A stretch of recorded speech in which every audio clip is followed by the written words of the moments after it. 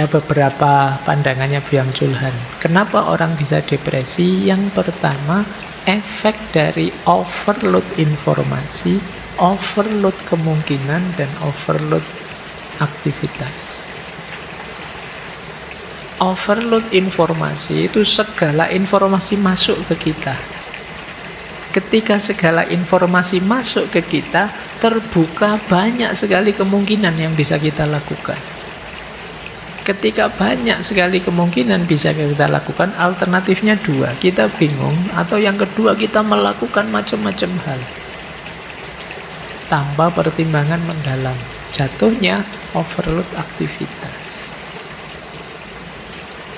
Jadi, mungkin ya kalian yang usia-usia mahasiswa ini masih bingung. Saya ingin jadi ini Pak, terus kamu melakukan itu. Pak, saya ingin besok ke luar negeri Pak, terus kamu kursus bahasa. Tapi saya juga ingin pinter IT Pak, karena zaman sekarang kalau ndak IT ya ndak. Terus kamu kursus IT, komputer.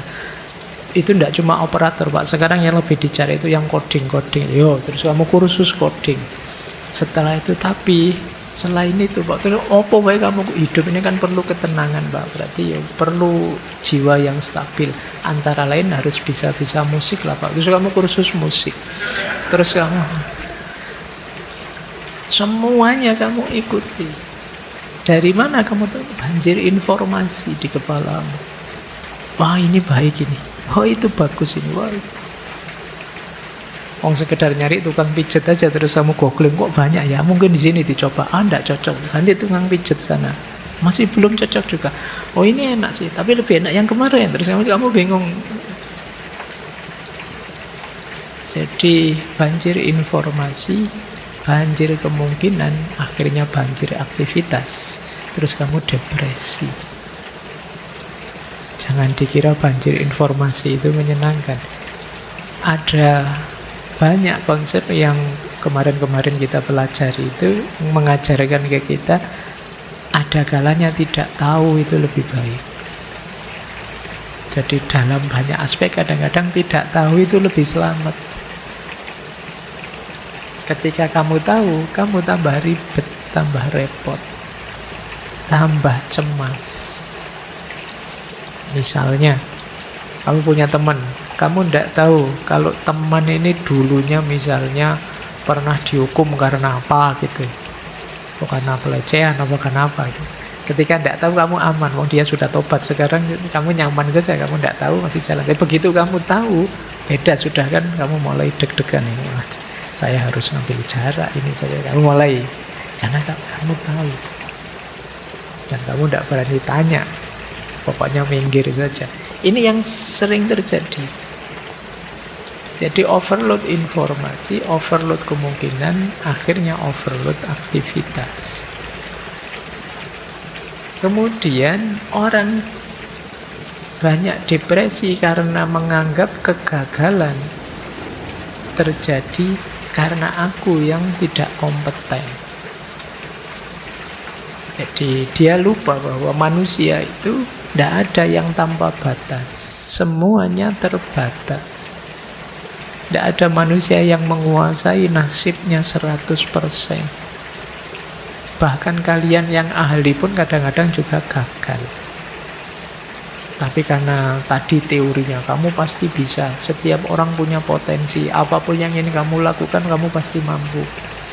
Akhirnya ketika gagal, kamu menganggap dirimu lah yang tidak kompeten.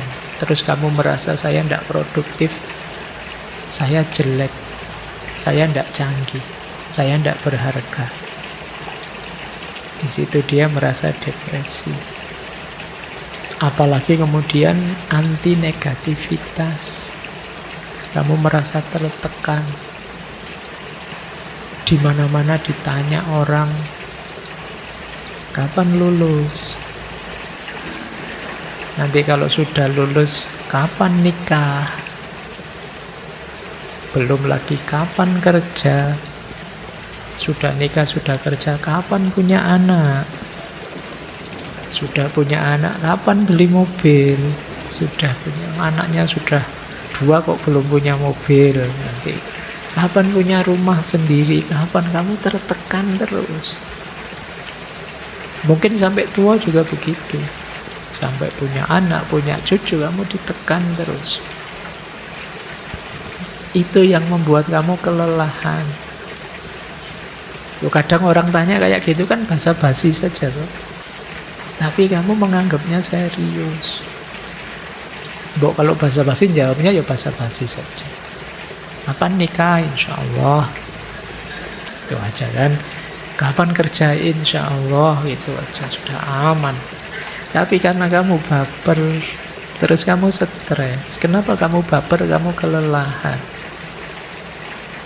Kenapa kamu kelelahan? Tiap hari kamu sebenarnya mikir itu terus. Ketika kamu mikir itu terus, ditanya orang, mesti saja kamu kesenggol. Lihat temennya nikah semua, tinggal aku yang belum nikah.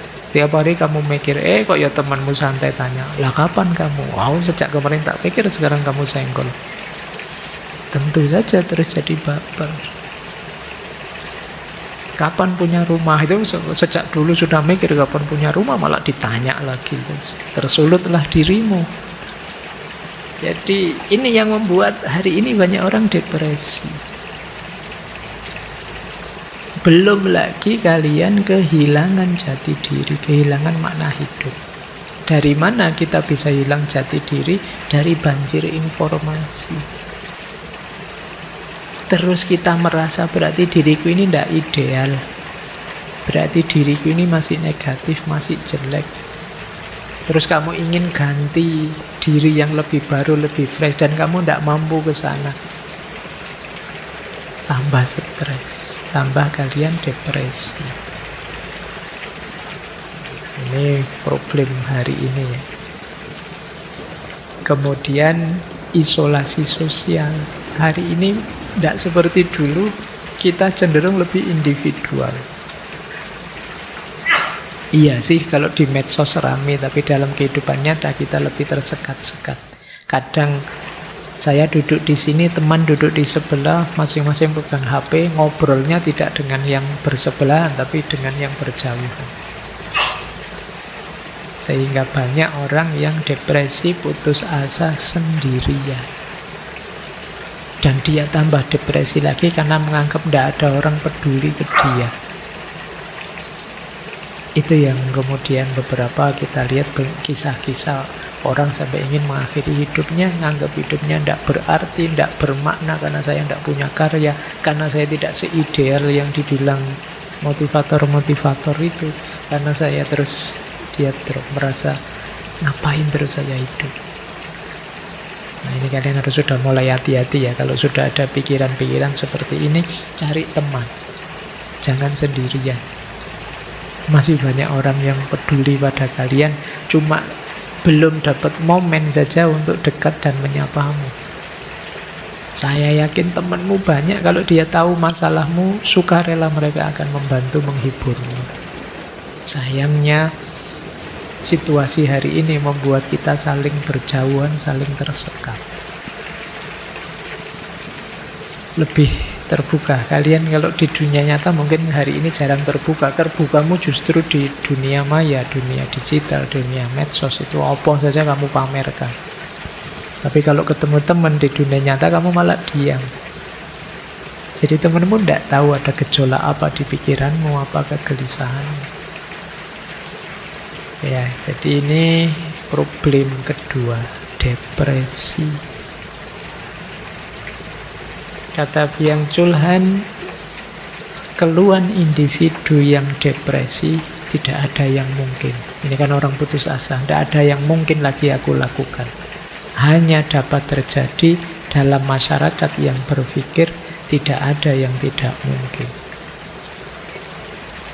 Ketika masyarakatmu punya ideologi, tidak ada yang tidak mungkin kita lakukan. Kita pasti bisa, kita pasti mampu. Begitu kamu tidak mampu dan tidak bisa, kamu akan depresi. Maka kata Byung-Chul Han, keluhan individu yang depresi tidak ada yang mungkin, hanya dapat terjadi dalam masyarakat yang berpikir tidak ada yang tidak mungkin. Ini berarti ada andil kita semua juga. Kita selama ini mengglorifikasi bahwa segalanya bisa, segalanya mampu, segalanya mungkin. Makanya mungkin agama itu mengajarkan kita, ya kalau punya tekad apa, punya keinginan apa, akhirilah dengan insya Allah. Kamu pasti bisa, insya Allah. Nah, itu mungkin lebih menurunkan tensi kepastian kemutlakan. Lebih membuat kita nyaman seandainya gagal, mungkin Allah belum mengizinkan. Dibandingkan kita yakini 100% mutlak, saya pasti bisa, saya pasti mampu. Karena begitu gagal, kamu akan menyalahkan dirimu sendiri. Menganggap bahwa saya tidak kompeten, saya ini level rendah berarti. Ini SDM level rendah berarti saya itu ya. Society. Sekarang istilah ini kan sering kamu pakai. Menyebut dirimu tidak berharga, level rendah, dan lain sebagainya. Baik. Kata Byung Chul Han lagi, orang yang depresi tidak mampu memenuhi harapan karena dia sudah lelah harus menjadi dirinya sendiri. Jadi orang depresi itu kan orang yang capek, saya jadi orang seperti ini, yang mengejar-ngejar mimpi, yang harus beraktivitas terus, dan lain sebagainya. Yang jelas kalau ada teman-teman sedang di fase ini, mungkin pikirannya sulit mencari jalan keluar, carilah teman lebih terbuka.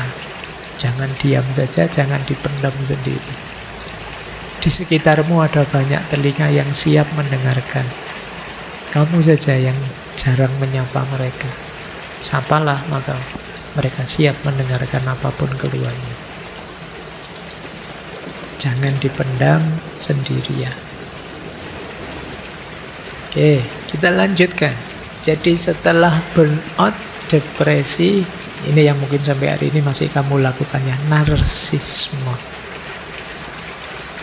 Karena tadi fokus pada aku yang bisa, aku yang mampu, aku yang harus unggul, aku yang harus berprestasi, fokusnya terus pada aku, melahirkan karakter narsis.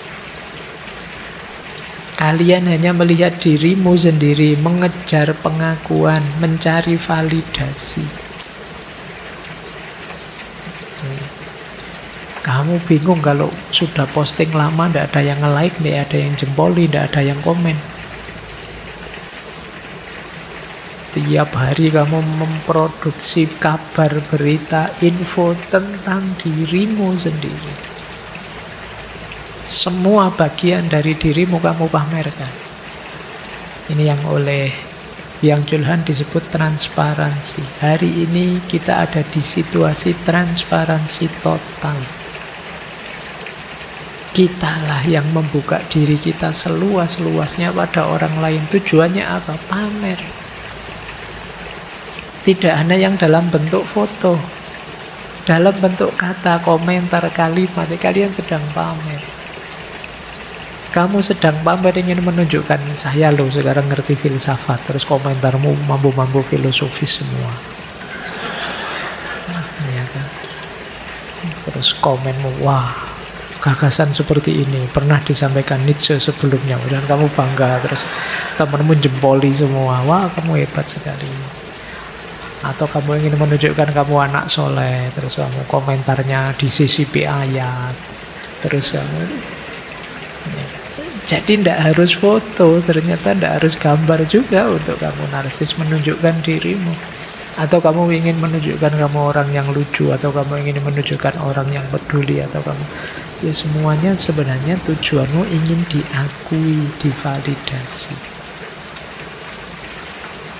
Wah ternyata kamu lucu juga ya. Wah ternyata kamu orangnya cuek asik nih. Wah ternyata kamu orangnya iseng juga ya kamu. Tergantung citra apa yang ingin kamu bangun. Itu yang terjadi hari ini. Ternyata penyakitnya ada di diri kita. Jadi kita menganggap bahwa kitalah satu-satunya yang jadi pusat perhatian, yang harus diperhatikan orang yang nyambung dengan kita. Ini kemudian dilanjutkan ke istilahnya Bang Chul Han, diri kita anggap jadi cermin. Maksudnya apa? Terus kita menilai apa saja dan siapa saja sesuai standar kita. Ini efeknya, efek lanjutannya dari narsis tadi. Orang kita salah-salahkan, orang kita sesat-sesatkan, orang kita hakimi ini, hakimi itu. Standarnya apa? Pikiran kita, diri kita. Karena kita menganggap kitalah yang paling benar, kitalah yang paling ideal. Kita menganggap orang sudah mengakuiku semua. Ini efek kedua yang kita lihat, banyak sekali masalah-masalah ini seputar itu. Kemudian yang ketiga, orang narsis itu hidupnya adalah panggung. Kalau itu panggung, ya isinya acting. Peradaban hari ini itu ya peradaban acting semua. Kalian lihat di medsos, di YouTube. Sekarang semua orang membuat panggungnya sendiri, bikin channel sendiri-sendiri. Dulu kalau kamu ingin acara kan lihat TV, itu pun ya tidak serame sekarang. Acaranya TV sesuai produsernya, dia bikin acara apa. Mungkin lihat film ini, film itu kamu nunggu-nunggu. Sabtu ini film apa ya, Jumat ini film. Dulu begitu. Sekarang kamu tinggal nyari channel suka-suka kamu. Kalau tidak ada di channel-channel yang kamu cari, kamu bikin channel sendiri, bikin TV sendiri. Sekarang kan begitu situasinya. Ini berakar pada apa? Ya berakar pada mentalitas narsis. Jadi kalian sedang acting. Jangan salah, ketika kamu acting berarti kamu tidak jadi dirimu sendiri. Lama-lama tidak jadi dirimu sendiri, pada saatnya kamu akan bingung memahami dirimu sendiri. Ini yang orang menyebutnya kehilangan jati diri. Jadi itu kan kayak dulu ada sindrom ketika seorang aktor sering main film, terus dia perannya macam-macam, beda-beda karena dia aktor canggih, ya sangat menghayati. Akhirnya efeknya pada akhirnya dia sendiri bingung, aku yang asli itu yang mana. Semua hidupnya hanya acting. Kalau dulu aktor, sekarang kita semua ternyata juga aktor. Kita semua acting. Nah, ini peradaban. Itulah yang membuat kita lelah. Kalau kita hidup apa adanya sebagai diri kita, itu kan nyaman-nyaman saja. Tapi begitu harus acting, begitu harus pura-pura, tentu saja kita akan kelelahan. Karena kita tidak jadi diri kita sendiri. Kita sebenarnya tidak mau seperti itu sih, tapi ya harus seperti itu tuntutan acting. Atau kalau bahasamu hari ini tuntutan konten. Kamu kan harus bikin konten, dan itu continue biar channelmu rame. Begitu kamu tahu, wah kalau saya acting seperti ini, yang nge-like banyak, yang follow banyak, besok kamu ulang dengan acting yang sama, mungkin adegan yang berbeda, besok kamu ulang lagi. Pada akhirnya kamu kebingungan sendiri dengan dirimu, apa iya aku itu begitu. Nah, ini masalah besar kita. Bahkan nanti beliau nulis buku, Bang Chul Han ini, The Agony of Eros. Di era hari ini cinta itu kemudian juga hanya jadi komoditas untuk narsis. Jadi hubungan kita coraknya konsumtif. Ya mungkin kasarnya kalian pacaran hanya untuk konten saja. Kalian menyatakan cinta itu hanya agar divalidasi, diakui orang. Wah, ini orangnya penyayang sekali. Wah, dia orangnya lembut sekali pada pasangannya. Wah, itu. Jadi kadang kalau di medsos, kalau di konten kelihatan rukun, baik-baik, tiba-tiba cerai. Dan kamu kaget, kok bisa? Lah ya kemarin memang hanya acting. Itu yang banyak terjadi hari ini. Jadi cinta pun jadi komoditas untuk narsis. Tanpa kedalaman emosi. Apa jatuh cinta kepadanya bisa begitu, Pak? Sekarang banyak yang begitu. Sekarang banyak yang bikin konten-konten spiritual, mungkin konten-konten makna-makna mendalam. Tapi kalau kata Imam Ghazali, hanya berhenti di mulutnya saja. Dianya sendiri tidak seperti yang dia omongkan. Dulu kita pernah membahas Imam Ghazali ketika membicarakan orang-orang yang tertipu. Antara lain orang yang di mulutnya berisi hal-hal mulia, tapi dirinya sendiri tidak berubah jadi mulia sebagaimana yang dia katakan. Kalian mungkin bisa acting cinta kepada Allah. Mungkin dengan cara kelihatan soleh, dari mulutnya kalimat-kalimat ilahiyah keluar, tapi hatimu sama sekali tidak ke sana. Kamu sekedar cuma ingin dipuji, cuma ingin kontenmu rame, cuma ingin orang jempoli semua, cuma ingin orang kagum padamu dan lain sebagainya. Nah, ini saatnya ya kalian introspeksi. Jadi ini agak halus model narsis. Kalau depresi kan kelihatan ya, burnout kelihatan, tapi narsis ini tidak kelihatan. Kamu merasa baik-baik saja, padahal itu tidak. Efeknya kalian bisa kehilangan dirimu sendiri.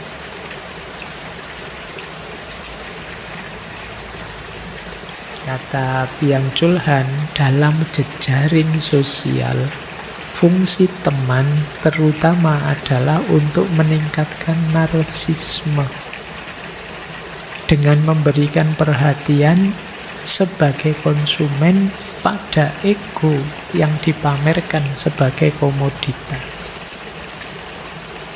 Kalian mencari validasi, mencari follower, mencari jempol, mencari komen. Itu kan pada teman-temanmu.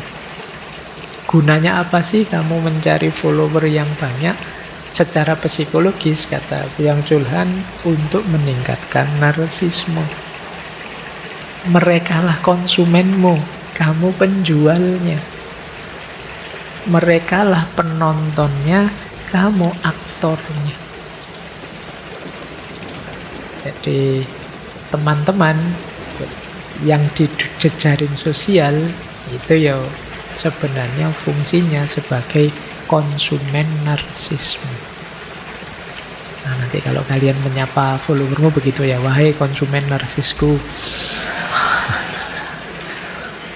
Ya, selamat siang, selamat pagi. Masih mau like toh kontenku gitu ya. Baik, ini yang kita lakukan. Bahkan ini coba dicari ya, beliau di buku terakhir itu menulis The Crisis of Narration. Kata beliau, yang menyebabkan orang kecanduan selfie itu bukan rasa cinta diri atau kesombongan narsistik, tetapi kekosongan batin. Kenapa bisa begitu?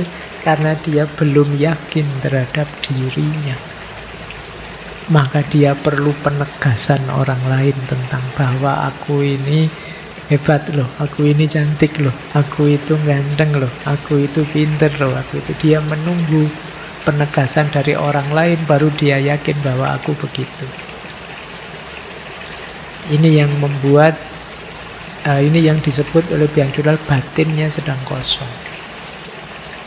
Kesadarannya tidak tentang dirinya, tapi dia menunggu pengakuan orang lain tentang dirinya. Jadi kalau melakukan kebaikan, dia belum yakin itu baik sebelum dijempoli orang lain, sebelum diakui orang lain bahwa itu baik. Nah, ini ciri-ciri kekosongan batin. Tentu saja kalau kalian ada di titik ini, kalian akan kelelahan luar biasa. Karena mengejar pengakuan orang lain itu tidak segampang kelihatannya.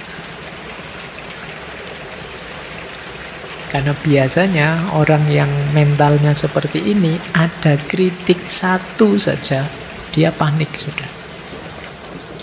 Yang lain muji, jempol-jempol, wah bagus, hebat. Terus ada satu yang kritik, ah kok kayak gitu, salah itu, keliru itu, kamu panik sudah.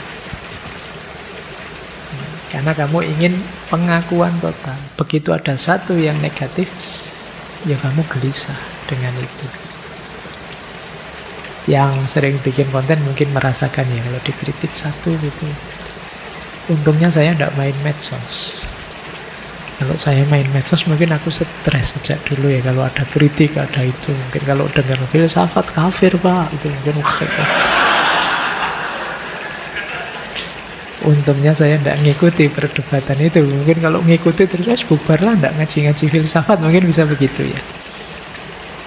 Tapi ya memang zaman kita hari ini seperti itu. Baik ya, jadi ada 3 efek tadi ya. Situasi hari ini, yaitu kondisi kelelahan akut burnout, kondisi depresi, dan kondisi narsistik.